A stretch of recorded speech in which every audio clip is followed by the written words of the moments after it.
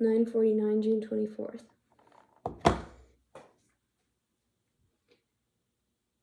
Do you think you had a good childhood? What kind of environment did you grow up in? What were some adverse events you experienced?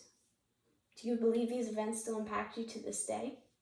These are all things I'd like you to consider, as today I will be talking about childhood trauma and why I feel that it affects every single person and why for some of us it will still affect us into adulthood. Now, when we think about the word trauma, we generally know what it means, but let's look into the specific definition of neuroscience of trauma. Trauma is a shock to the nervous system that causes the fight or flight response. This means that the amygdala in our brain, often considered the reptilian part of our brain because it deals solely with survival and safety, feels that there is a perceived threat to our life. And it's very important to look at the word perceived here. This does not mean our life was actually in danger. We perceived it to be in danger. This is especially important when looking at childhood trauma because as children, we don't know that the monster in our closet doesn't exist and is not actually going to eat us. According to the ICJIA Research Hub, there are 3 E's that make up an event. A traumatic event is emotionally painful or distressing. Its experience abnormally intense and stressful, and the effects of physical and mental health are severe. Now, Dr. Stephen J. Berkowitz says that it's important to understand that it's not the nature of the event itself that makes something traumatic. It is really the subjective experience of the person that defines whether or not an event is traumatic or not. He states that trauma is best understood as a difficulty with recovery rather than the event itself. This is important because when we experience bad things, we often compare ourselves to others. We think, well, I have it so good that I'm being ungrateful, or they went through something much worse, or they went through the same thing and they don't have the same issues I do. What we need to is put all of that aside and just look at how the event affected us. That is all that is important. That is the only thing that defines something as traumatic or not, is the way that it affected us as an individual. Now, something to consider when we're talking about trauma is it is not a personal weakness or failure to be affected by something. So there are many reasons that will either help or negatively impact our ability to cope. One of those big things is called resilience theory. Now, resilience theory is the idea that there are things in your life that, again, will either negatively or positively impact how you cope with trauma. And so some of these things that would positively affect you would be a stable home life, a safe community, and good attachments to peers. And on the flip side, thing that would negatively impact would be an unstable home life, ostracization from peers, a dangerous neighborhood. Another factor would be stress sensitization. Stress sensitization means that the circuits in our brain, due to repeated exposure to stressors, are now in overdrive. So after an event that has a big impact on us, our stressors go off. We are stressed. We are in survival mode and we are ready to run. Now, if we keep having events repeatedly that will trigger that same response, eventually our brain will stop shutting off the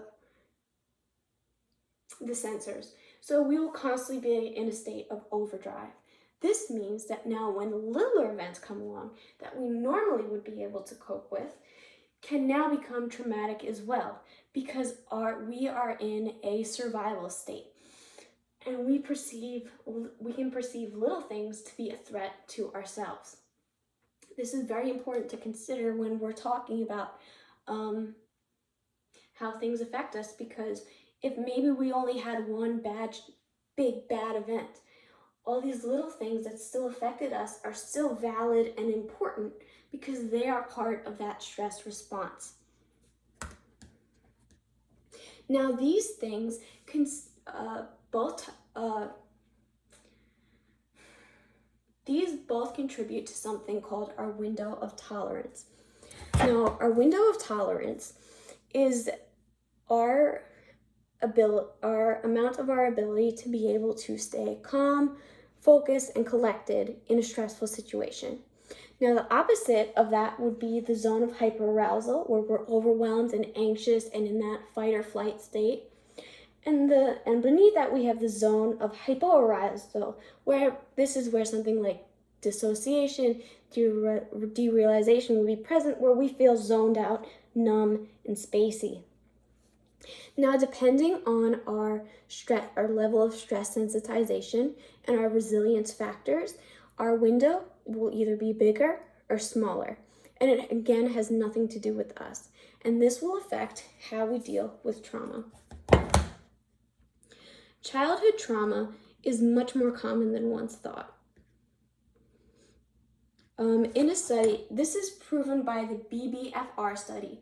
Beginning in 1993 and continuing through 2015, the study annually observed 1,420 children, selected randomly from a group of 12,000 local children through young to 16. And again, when they were reached ages 19, 21, 25, and 30, they were interviewed. Results are based off the analysis of 11,000 individual interviews. So this was a very concrete, very detailed study. According to the head researcher, William E. Copeland, one striking perspective emerging from the study is that it's a myth to believe that childhood trauma is a rare experience that only affects the few. Researchers rather say their population sample suggests it is a normative experience. It affects the majority of children at some point. A surprising 60% of those that were in the study experienced at least one trauma by the age of 16. Over 30% were exposed to multiple traumatic events. Now, childhood trauma does not always mean that we had a bad childhood. A lot of things that stops us from admitting something was traumatic is because, well, I had it so good as a child. This childhood trauma does not mean we had a bad childhood. It means something bad happened to us and it negatively impacted us.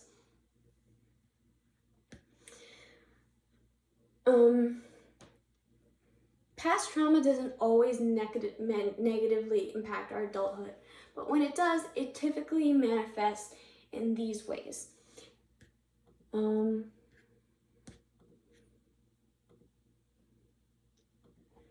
So we will see things like chronic people pleasing, lack of